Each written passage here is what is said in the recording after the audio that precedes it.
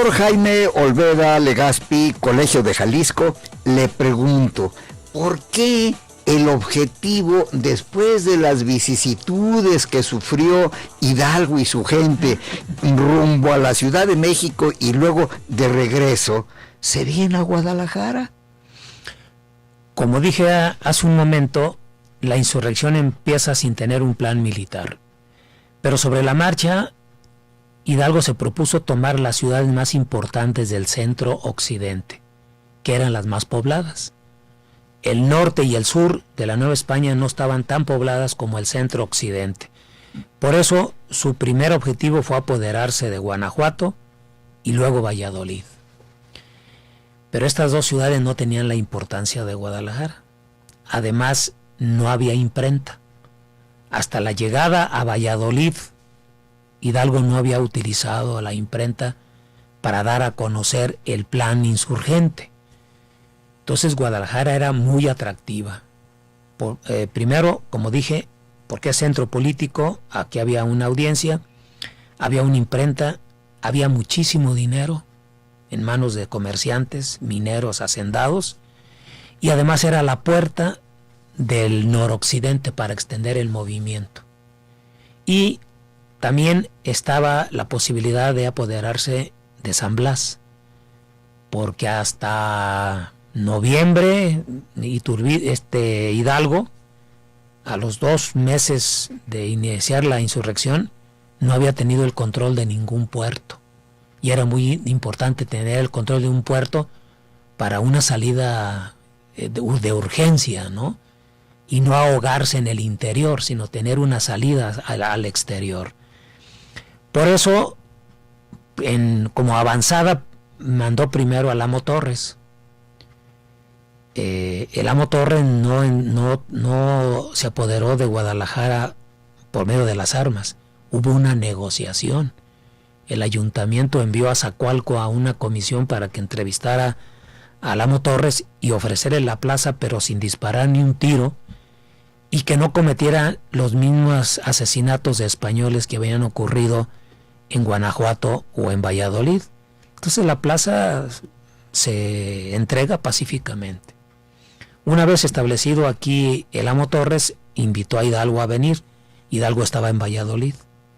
Entonces Hidalgo vino, pero vino por eso, atraído por esos elementos que yo acabo de mencionar. Y efectivamente, en cuanto llega a Guadalajara, aquí va a ser la ciudad en donde permaneció más tiempo, más que en Valladolid o en Guanajuato. ¿Cuántos días? Aquí casi estuvo 2 meses, casi 2 meses estuvo, o sea, mes y 3 semanas. Para ser más exacto, llegó aquí el 26 de noviembre de 1810 y salió el 15 de enero a Puente de Calderón para combatir a Calleja. Estos 2 meses le permitieron a Hidalgo reafinar el plan y tomar algunos acuerdos que no había tomado por la presión de las circunstancias. Por eso aquí creó un gobierno nacional, entre comillas, con 2 secretarías, 2 funcionarios nada más. Pero bueno, este gobierno nacional fue simbólico porque en realidad no gobernó, no se hizo obedecer, nadie lo reconoció, pero de todas maneras el acto es importante, ¿no? El hecho es importante. Abolió la esclavitud. Hay un decreto de la abolición que conmemoramos cada 6 de diciembre aquí en Guadalajara. Otro decreto que abolió o suprimió los tributos que pagaban los indios. Dispuso la publicación del primer periódico insurgente, El Despertador Americano. Procuró que el ejército se disciplinara, pero no lo logró, ¿verdad? Porque era muchísimo. Y una cosa que ahora conocemos, es que la presencia aquí de los insurgentes, que llegaron a ser entre 80 y 100,000, provocó un caos en la ciudad por cuestiones de alimentación, de manutención, porque de higiene, de salubridad, de seguridad, porque en esos 2 meses las casas de Guadalajara se cerraron, Las familias no salían porque al abrir la puerta ahí ya estaban los rebeldes, que imagínense, Guadalajara era muy chiquita y se sobresaturó con la presencia de 80 a 100,000 rebeldes, y entonces, bueno, nadie se atrevía a salir. Escasearon los alimentos, la salubridad, porque los 80,000 cuando querían ir al baño, ¿dónde hacían? Pues en las calles, en las banquetas. Entonces la ciudad empezó también a oler muy mal. Y luego, aparte de esta concentración, según algunos cálculos, había en la ciudad 30,000 caballos. Entonces, imagínense, 80,000, vamos a manejar la cifra de 80,000 individuos, gentes, y luego 30,000 caballos. Pues esto fue un caos. Por eso, bueno, no tenemos ningún documento que lo confirme, pero seguramente los tapatíos ansiaban que los insurgentes se fueran, porque ya habían ocasionado una... ¿Cuándo se fueron y por qué? Bueno, se fueron por la proximidad de Calleja, porque la batalla no podía celebrarse aquí en Guadalajara. Aquí se hubieran hecho bolas, como diríamos, ¿no? Ni en las afueras de Guadalajara, para nada. Había que escoger un lugar donde efectuar la batalla, y ese lugar lo escogieron en Puente de Calderón. Ahí se enfrentaron los dos ejércitos y, como todos sabemos, fue un descalabro para Hidalgo, y fue prácticamente su fin, porque cuando los cabecillas huyeron al norte, en lo que hoy es el estado de Coahuila, los capturaron, se los llevaron a Chihuahua, a la ciudad de Chihuahua. Ahí les hicieron un juicio y la sentencia fue la muerte, ¿no? Y ahí los fusilaron.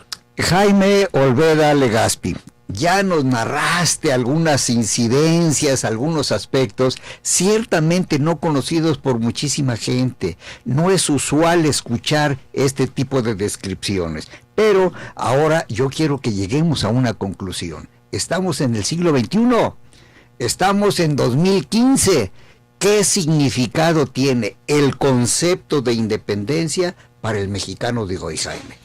Mira, la fecha del 16 de septiembre es una fecha clave para los mexicanos, porque es una fecha fundacional, porque lo que ocurrió en el 16 de septiembre de 1810 fue una insurrección que acabó siendo, o mejor dicho, culminó con la independencia. Si al principio no hubo la idea clara de independencia, sí termina con la independencia. Es una guerra muy larga, que atravesó por varias facetas, pero esa guerra dio nacimiento a la nación mexicana. Creo que eso es lo importante. Lo que somos hoy, nuestra fecha de nacimiento viene el 16 de... Se inicia el alumbramiento, se inicia el 16 de septiembre.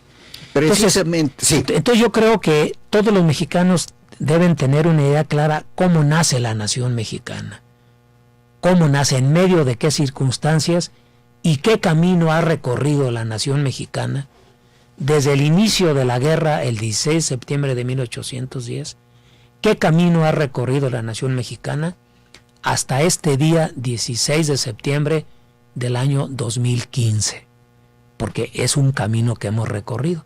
Hoy estamos en otra fase, en otra etapa. La nación mexicana de ahora es otra, pero ¿qué hemos sido antes? Para entendernos, tenemos que mirar atrás. El presente no se entiende si no se mira hacia atrás.